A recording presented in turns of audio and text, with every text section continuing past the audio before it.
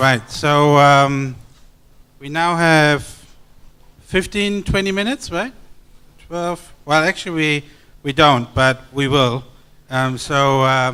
We should take the time to have a little bit of a Q&A, and then we have a little gift ceremony as well at the end of the panel, right?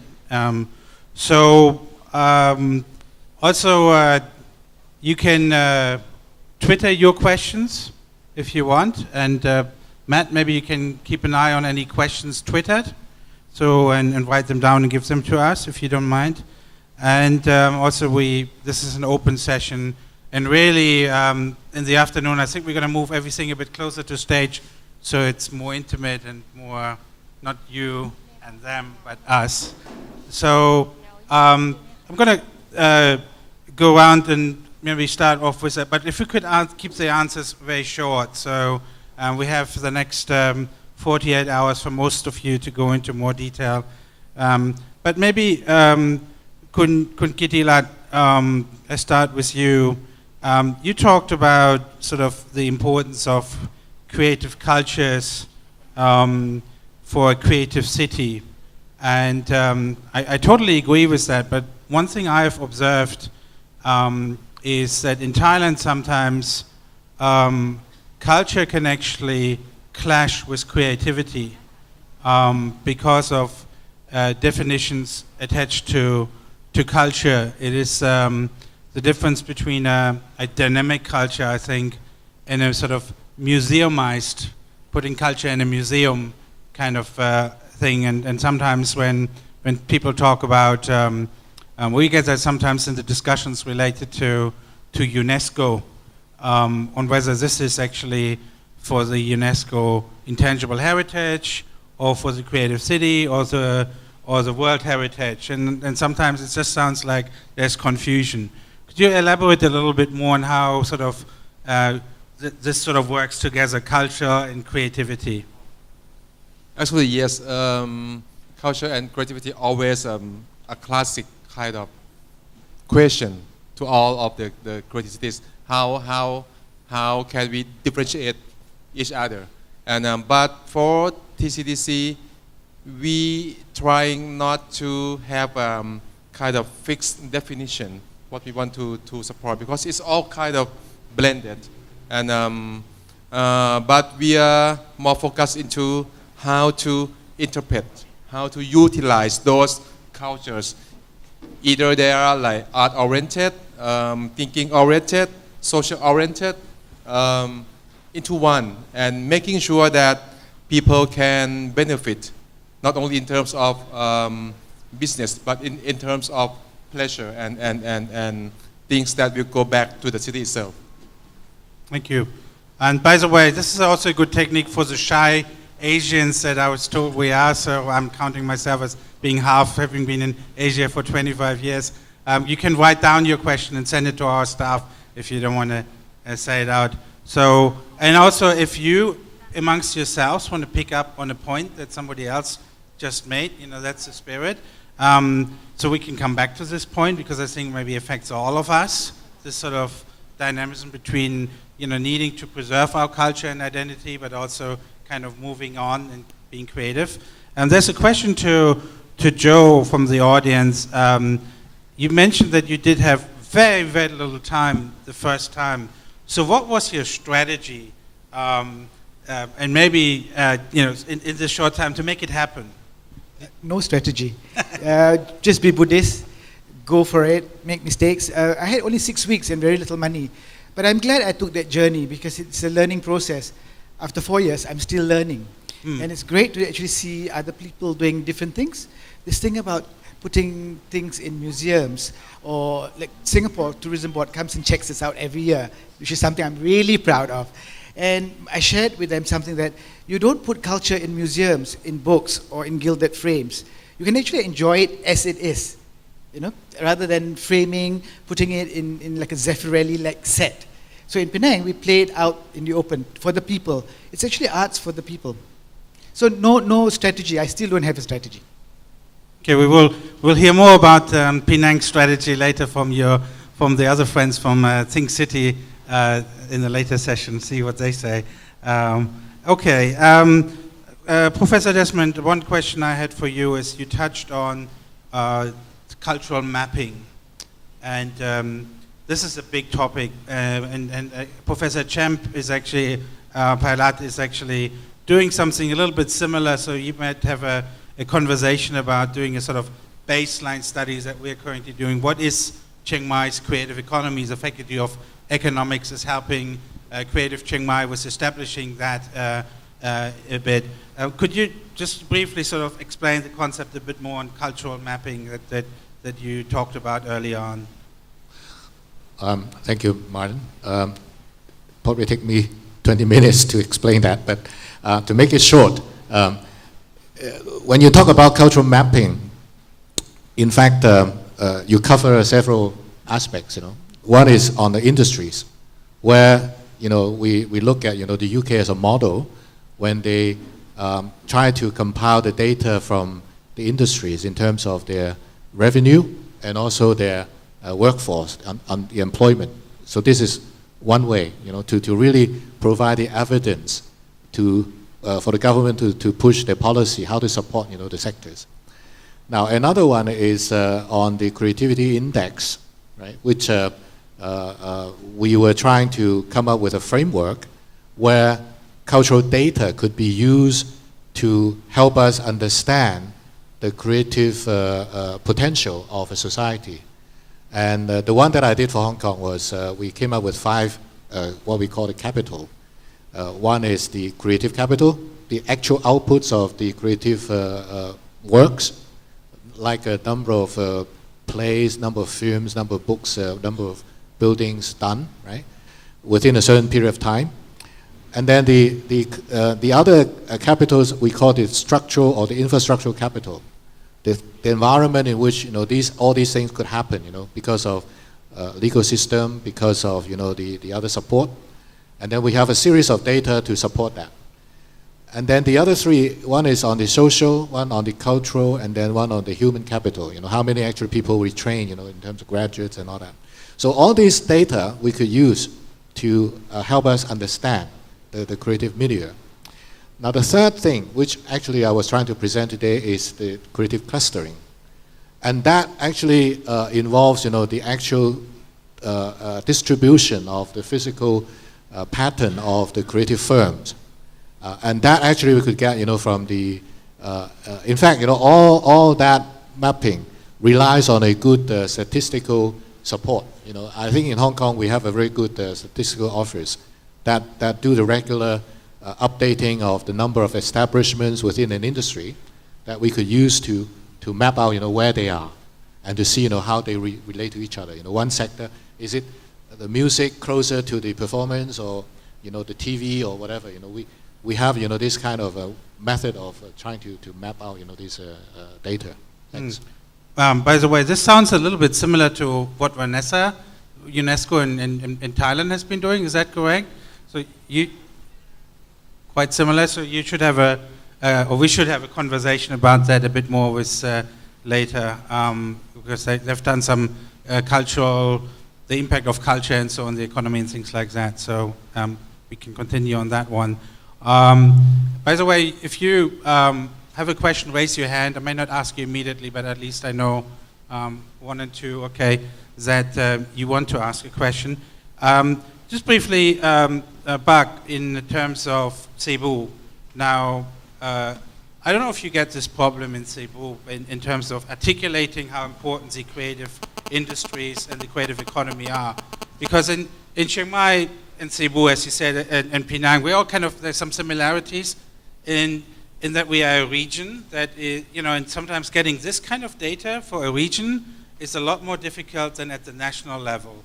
So how do you sort of say, hey, in Cebu, the creative industries are really important, as you seem to have done some analysis around that?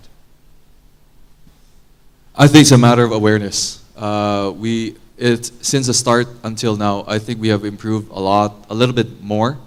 So it's a matter of awareness in terms of educating the public. So it's even apart from public, we were convinced as well to give an awareness to even the students. those who are really going to be part of the creative industry. And that was something that we've been doing with a lot of workshops as well, individually, from theater to performance. And we, because of the Creative Cebu Council, we kind of cross reference from one another. I'm still happy to say from the probably 4 years, yeah, we have really improved just because of awareness. We can't really just, economic figures will not give us that aspect alone. I think it will come as long as you give that awareness. Last question from me before I pass over to people that raised their hand. Kun Kitilat, I remember 2 years ago we met at the Kantari Hill, met many times between, but there was a big conference that we did together with the TCDC, and you presented the results of a maybe slightly different kind of mapping, or maybe it covered one of the 3 different ways of mapping, which is looking at different areas in Chiang Mai, the old town, and behind Chiang Mai University and Wat Gate area. And so how was that actually used later? And do you sort of have any thoughts on looking back at that study now? I know it's been a while, but any comments on this study that, maybe just summarize it, because I think some people don't know, and I think it's quite useful. I'm not going to be asked this question, that's why I have this in my hand, just to recall back, because it's several years ago. First of all, we were lucky that we've been in a position that can not only to educate the public, like in the Philippine case, but we also trying to educate the policy makers to understand the importance of having creative economy and creativity in Thailand. And mapping. Do you have an image there on your iPad that I could just hold up? Did you find it? Yeah, actually you can find it in Flickr. If you search put the word creative mapping Chiang Mai, you'll find them. Okay. And then we started with mapping Bangkok first. The creative, try to understand the ecology kind of system, how they live or sustain itself, or how they relate to each other. And then we moved next to Chiang Mai, because we know we're going to set up a center here.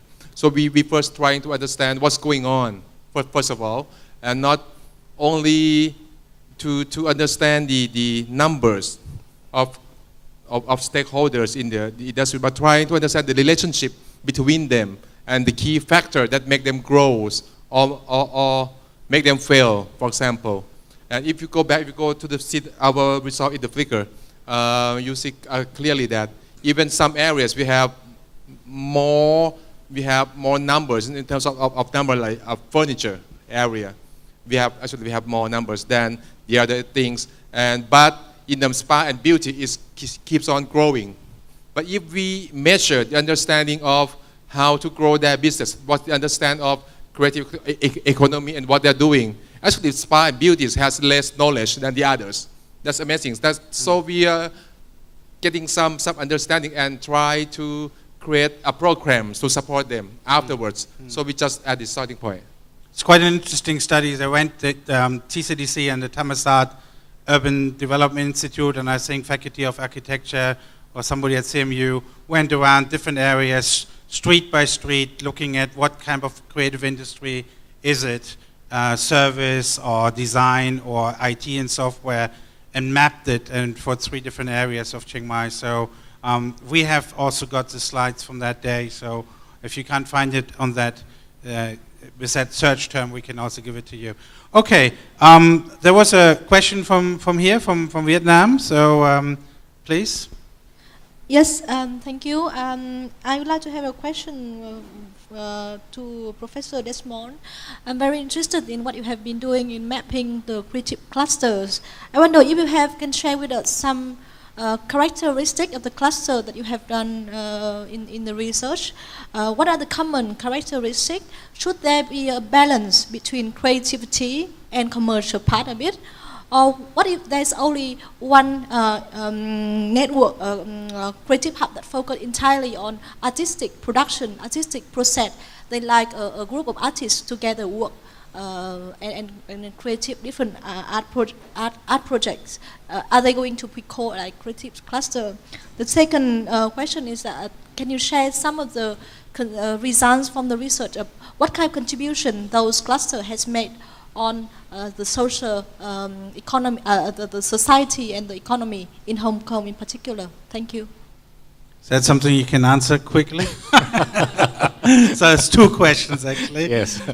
Again, two very big questions. And I try to answer as briefly as I can. Maybe the first one about the relationships or the characteristics of these clusters and how they actually relate to each other and what kind of things they do and things like that. Is it? It's more on the commercial part of the cluster and the creative part, artistic part of it. Right. How could they balance, or should there be a balance of that? Yes. We actually in our project we are not actually going into this detail, into this depth of analysis. I think it would be very useful actually. I think what we are doing now is first to identify where these people are and whether they are in fact forming a cluster. I think this is the first step that we are trying to do for the government.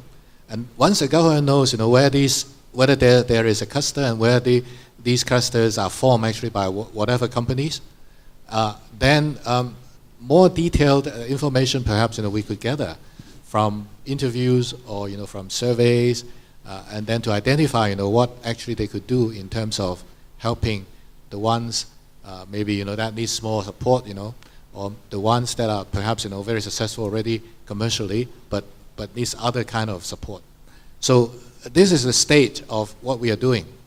So in terms of what your question is, I think it would require maybe a further step, from what we are doing.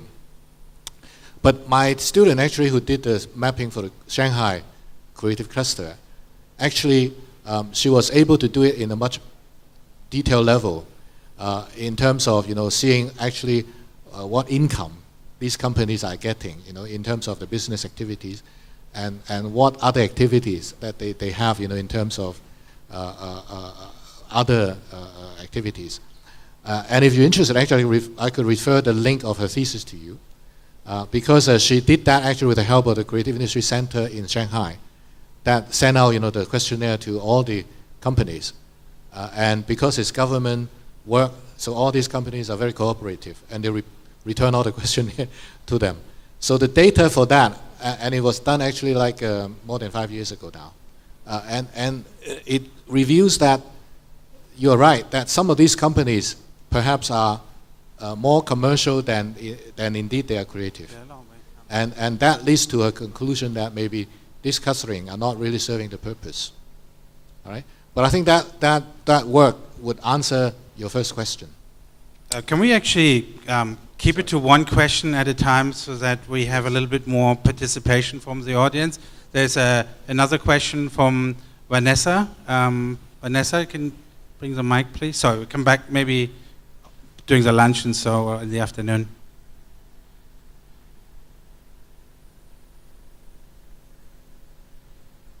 ช่วยเปิดไมค์ให้หน่อย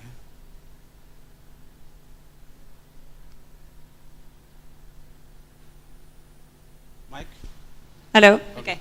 So thank you. This was a question for all this exciting creative city, especially in relation to the organization of festivals. And I was interested in the participation of local communities to these festivals, and how does it compare with external visitors? Do they actually go, enjoy? Does this change their perception of arts? Is there a noticeable, even non-quantitative increase in, I don't know, their interest in cultural products after that? Penang is not known as a creative craft space. We were always a trading port, so we imported. What happened was in the first 2-3 years, the journey was to inspire, to let the local residents see. And what I've seen as a pattern, after the second year, more and more of the local communities, like the Indian Muslim, the Eurasians, all started having their own community shows. So basically, what I did was to start them to inspire that, hey, if these foreigners can do this, if world choreographers can do these things, why can't we raise our bar? So I saw that in the 3rd and 4th year, where local choreographers, local directors started to take on the challenge of, I can do that. So we're basically a funding mechanism. I'm a canvas, I give them the canvas. I feel as if it's inspired a lot of people. It's also inspired a lot of people to come to Penang, to live in Penang because of the freedom to be creative. Thank you. Thanks a lot. Is there any final question from somebody else? And if not, we will proceed to lunch. But we have a little quick ceremony, right? So thank you very much. But oh, Kun Manupan, Chen, last one.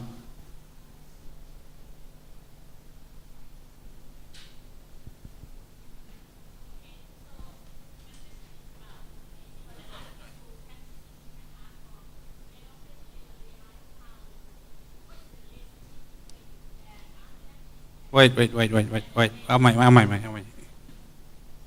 So I just kind of curious about from my views, like for artists who practice in different art forms, right? They don't see what is the relationship between art form and a creative industry.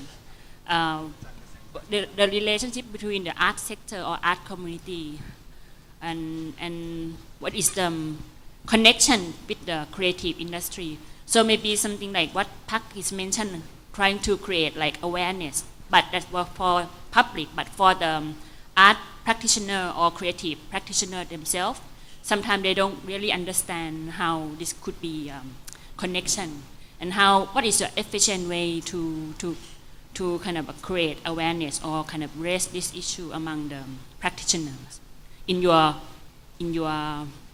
opinions. What's your number one choice for answering this question? Because only one of them can do it now before we have to do the lunch. I can answer the question. Okay, good. Yep, go ahead. We don't have an answer. We are also questioning that. So one of our colleagues, Shaw Montero, he's a visual artist, and he also does exhibit all over the world. And he is also a professor in the university for visual arts. And this has always been our challenge. I need to get your name. We'll have to work together to find an answer. There's always a challenge because artists have that mentality that business is bad, something like that. It's not, they cannot make it into an economic aspect. But creativity, yes, what you said about artists and creativity. So, I think it's a matter of,